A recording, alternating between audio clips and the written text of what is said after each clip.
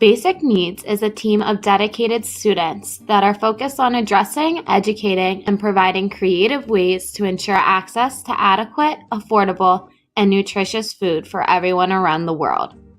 Basic Needs is committed to understanding, discovering, and providing effective solutions to the widespread and complex issue of food insecurity. So what exactly does it mean to be food insecure? Food insecurity is a state of being without reliable access to a sufficient amount of affordable and nutritious food. So who exactly does food insecurity affect? Millions of people around the world are affected by food insecurity. In fact, there are over 40 million Americans that are food insecure. Unfortunately, mainly low-income individuals are the most vulnerable to food insecurity. This map gives us a better understanding of which regions are the most vulnerable to food insecurity. On the map, the red countries run the greatest risk of being food insecure, followed by the orange countries, which is followed by the yellow and green countries. Although the Worldview map indicates the United States as having low risk for food insecurity, this doesn't mean that food insecurity isn't present within the United States.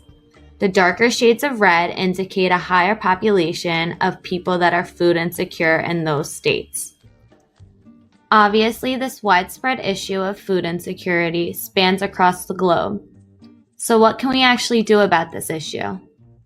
The first step is to gain an overall better understanding of this complex issue. To do this, Basic Needs will be covering the topics of the physical availability of the food, economic and physical access to food, food utilization, stability of the three dimensions over time, food security and its relation to overall health disparity, as well as how to help.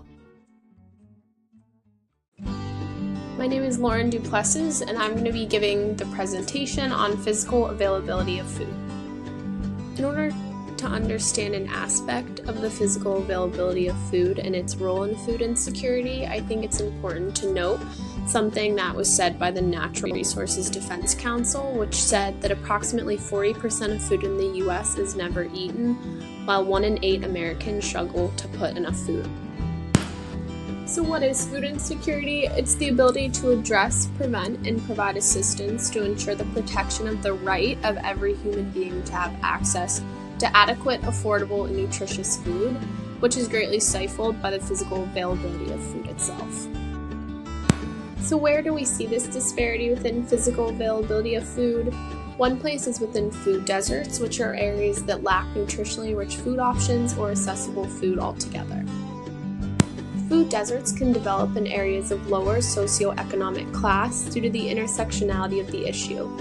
This leads to vulnerable populations being more susceptible to food insecurity, and leads to those populations having an increased risk for nutrition-related diseases.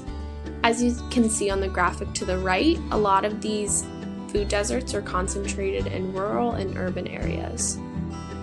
Another time that this disparity is seen is within production changes of food. So with sudden changes in the ability to produce food, those who rely on the local availability of fresh produce are greatly affected, as are the farmers who require the food production for their livelihood. This can be seen in times of population growth, climate change, or shifts in natural resources. In terms of what is being done, it can be looked at research completed by the Food Bank Society, which states that food banks are not looking for temporary emergency food needs, but they're really focusing on managing the front lines of chronic food insecurity in North America that is called food banks and their supporters to challenge the status quo and want systematic change. One solution to the issue of physical availability of food when addressing food insecurity is seeing and meeting the need of redistribution, which can be done via food rescue programs. They meet the needs of programs and otherwise wasted food by bridging the needs of transportation between the two. This is normally done on a volunteer basis. When assessing the effect of climate change on physical availability of food, you can look to the Indigenous people of Canada and the community there, which, due to the logistics of the region, the community is highly dependent on deliveries for store-bought food that must be flown or shipped to the region. When climate change happened, this impacted their accessibility to food and made the logistics more complex and cost the process more. One solution was seen when the community partners developed and worked together on education programs to show new means of finding food via different hunting techniques and freezing their produce that's available to them. Another solution can be seen in stopping food waste. So by changing the view of food, it allows for the disparity of need versus waste to be minimized and help address the society's view of thought. One solution to stopping food waste can be seen in regions of Italy where they developed food alert technology to be implemented into grocery stores to alert shoppers that are going to expired food that would be otherwise thrown away. The biggest solution to the issue can be seen in the tri-sector engagement approach is defined as the collaboration of mega communities and other public-private partnerships. This distinction between them and their civil society component where the parties work together in areas of disagreement. An example of tri-sector engagement can be seen when addressing the needs of the agriculture industry and smallholder farming. The Ethiopian approach to food insecurity can be seen via the Aspen Institute. Their mission was, with Ethiopia being one of the leading countries affected by food insecurity, they've taken tremendous strides to ensure that every Ethiopian has access to sufficient, safe, and nutritious food. This has been done by working with the government and local organizations who have on-ground experiences, as well as local organizations that have long invested their time and resources into farmers but lack the necessary means. With the varying levels of collaboration as well as political power to access the resources from leaders, they've grabbed the attention of the public by creating smaller organizations to meet the needs of the community. One of Healthy People's 2020 goals was to decrease hunger and increase good health.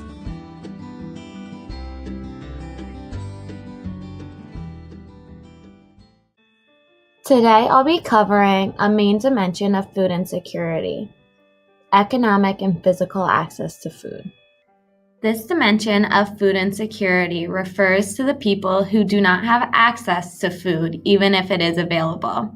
So even if a region has an adequate supply of food, certain households may not have access to sufficient nutritious foods due to their income or other financial issues.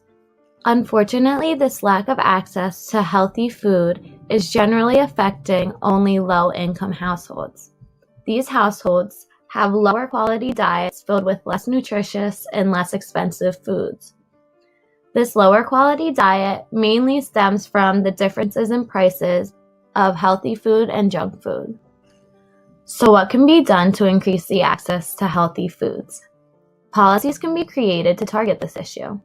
These policies could enhance or create equitable market environments and encourage business investments and engagements through incentives and regulations. They could also aim to increase agricultural research and development and regulate resource management and produce pricing more closely. There have been many effective policies that have already been implemented around the world. For example, in India, there has been a policy to control the prices of grains, which has overall reduced poverty and food insecurity around the country. Unfortunately, there are not many tri-sector engagements that currently exist to combat the lack of access of healthy foods that many families face. However, there are many initiatives between two sectors that do combat this issue. For example, Feeding America works with the government to support several federal food assistance programs. One of these programs includes the Supplemental Nutrition Assistance Program. Tri-sector engagements could be extremely beneficial to solve this issue of lack of access to healthy foods. For example, the government could work with local businesses and nonprofits to draft and implement regulations to require convenience stores to provide fresher options. Additionally, these engagements could find methods to transport fresh produce to these stores more efficiently. Like tri-sector engagements, social innovations can be effectively used to combat the lack of access to food that some families face. For example, the Netherlands typically doesn't struggle with the availability of food, but there are still families that do not have equal access to food because they're living below the poverty line. In response, a nonprofit organization implemented a socially innovative program. This program addresses a specific symptom of the lack of access to food: the inability of low-income school-age children to celebrate their birthdays in the culturally acceptable way by bringing celebratory foods to school on their birthday. When children cannot afford or access these food, it creates school absenteeism and social exclusion. To prevent this symptom, the Dutch nonprofit has implemented a program to deliver birthday boxes to these children. Although many initiatives exist to increase access to food for low-income households, more needs to be done. As a planet, we need to find more socially innovative solutions to ensure that everyone has equal access to food.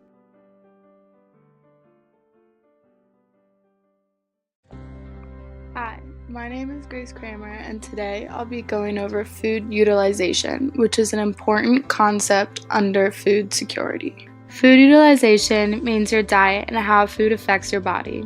To have food security, you need to know the appropriate use of food and the sanitation to prepare it. This is important because you don't want to feed your body high amounts of processed sugary foods or infected food and water that could cause disease. This is especially important because you don't want to feed your body high amounts of processed sugary foods or infected food and water that could cause disease. In developing countries or places experiencing food insecurities, the main staple foods are starchy potatoes, rice, and corn. Meanwhile, the proper diet would include products like proteins, oils, dairy, fruits, and vegetables. It is extremely dangerous to be malnourished. Your body can't defend itself against biological attacks due to many deficiencies. Your proteins break down, your fats break down, and your body begins to use important proteins like muscle and proteins for cellular functions to keep itself going. There are new social innovation ideas that we can begin to take to make a difference in hunger. The main innovation point we can use now is a tri-sector approach. This requires public, private, and nonprofit sectors to cooperate as a whole in the best interests of our world in order for us to see significant improvement. Policies can be passed to help and keep up with the movement and research of the private sector, while the manpower associated with nonprofits could be utilized to spread the word and have mass amount of volunteers available. One can't do well without the other. The government can't control famine without the expertise of the products and technology of the private sector. To achieve the goal of tri-sector engagement, we could utilize the volunteering resources that nonprofits have to facilitate the products given and/or bought by the citizens that was produced jointly by the government and businesses. The main problem for any innovation is to have people backing the idea and to have the manpower to bring it to fruition. In a report, the country of Uganda doubled their travelers visiting from 500,000 in 2012 to 1 million in 2013. It is described that 1/5 of these travels were aid workers and volunteers, meaning this country has 200,000 people readily available to help with its needs. This strengthens the idea that a nonprofit could continue the work of the private and public sectors by providing the manpower available. Last year, the UN finally came together to agree on the Global Goals for Sustainable Development program that stands with the world's poorest and extremely vulnerable populations. The term coined from the conference is zero hunger. There is a modern key concept from the Zero Hunger campaign discussed. 97% of people now have access to mobile devices, and it was brought up how this could form a new connectivity and could be utilized in a way that would bring about more nutritional education, especially to help people when there is a crisis. It would spread awareness and increase connectivity that can help push this innovation further into the future and better the lives of millions. You can be a part of the Zero Hunger Challenge, where you can help malnourished children, you can provide accessibility to adequate food year-round, you can make sure all food systems are sustainable, you can help increase in smallholder productivity and income, and you can help with food waste. Together we can help defeat hunger, where a huge role is nutritional education, thus ensuring proper food utilization. Thank you for your time.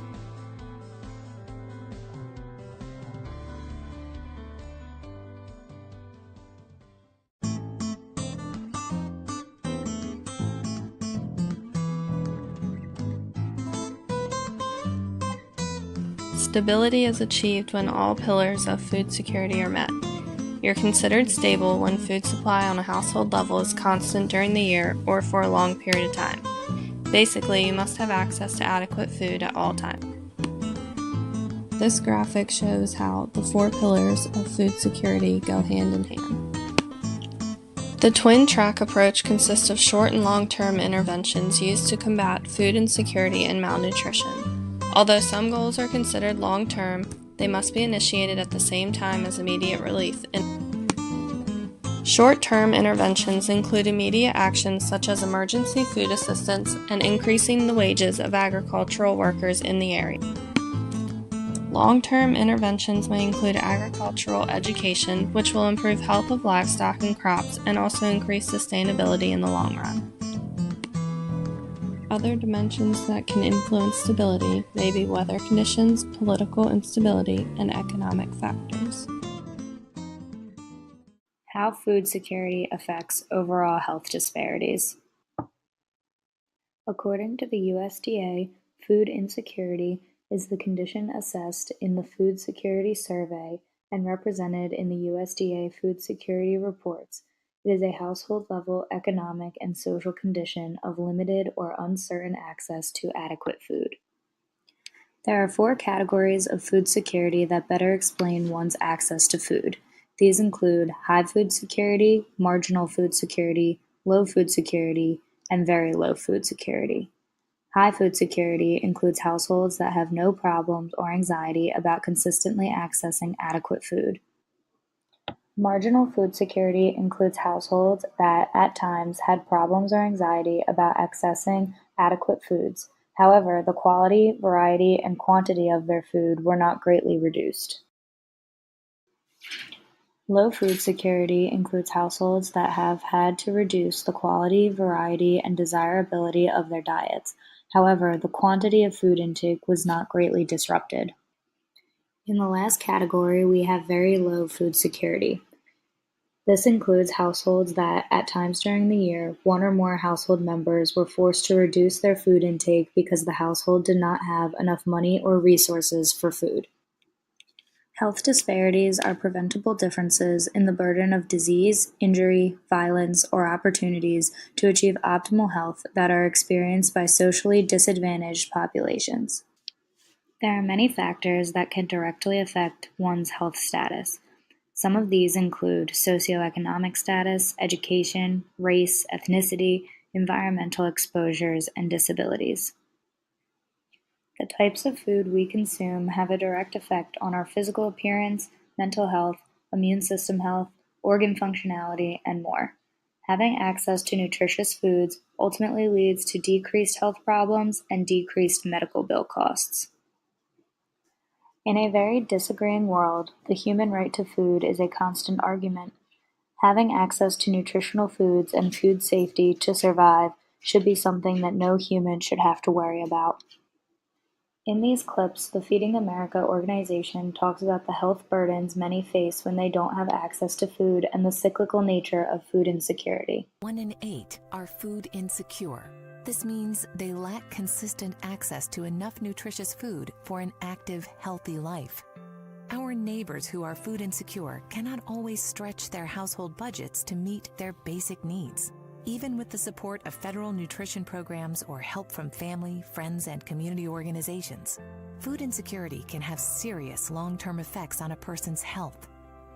Half of households served by the Feeding America nationwide network of food banks have at least 1 member with high blood pressure. 1/3 have at least 1 member with diabetes. When an individual or family cannot afford enough nutritious food, they sometimes adopt coping strategies and trade-offs that work in the short term to avoid hunger. However, over time, these can increase the risk for diet-related disease and make it more challenging to manage. The cycle begins when an individual or family cannot afford enough nutritious food. The combination of financial stress and inadequate nutrition can result in poor disease management. The time and money needed to respond to these worsening health crises further drains the household budget, leaving little money for essential nutrition and medical care. This causes the cycle to continue. When tackling a global issue, tri-sector engagement is most effective.